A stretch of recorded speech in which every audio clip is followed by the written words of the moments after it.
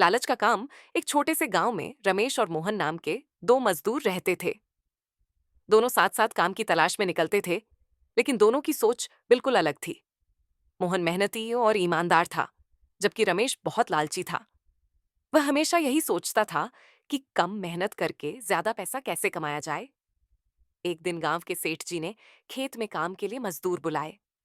मोहन और रमेश दोनों वहां पहुंच गए। सेठ जी ने साफ कहा कि जो जितनी मेहनत करेगा उसे उतनी ही मजदूरी मिलेगी। मोहन ने यह बात दिल से मान ली, लेकिन रमेश ने मन ही मन सोचा कि काम कम करेगा और पैसे पूरे लेगा। अगले दिन से खेत में काम शुरू हुआ। मोहन सुबह से शाम तक ईमानदारी से मेहनत करता रहा। वह धूप, थकान और भूख की परवाह किए बिना अपना काम करता था।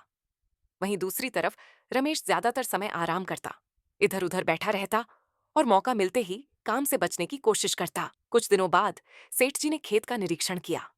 उन्होंने देखा कि एक हिस्सा बहुत अच्छे से तैयार है और दूसरा हिस्सा बिल्कुल अधूरा पड़ा है।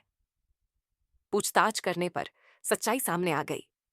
सेठ जी को पता चल गया कि मोहन ने पूरी मेहनत की है और रमेश ने सिर्फ दिखावा किया है।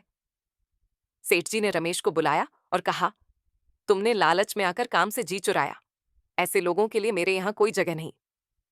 रमेश शर्मिंदा होकर वहां से चला गया। उसे अपनी गलती का एहसास हो चुका था। वहीं मोहन को उसकी मेहनत का पूरा इनाम मिला। गांव में उसकी इज्जत भी बढ़ी और काम भी। रमेश ने उस दिन समझ लिया कि लालच इंसान को नीचे गिरा देता है, जबकि मेहनत और ईमानदारी हमेशा आगे ले जाती है। सीख। लालच से किया गया काम कभी सफल नहीं होता, लेकिन ईमानदारी से की गई मेहनत जरूर रंग लाती है।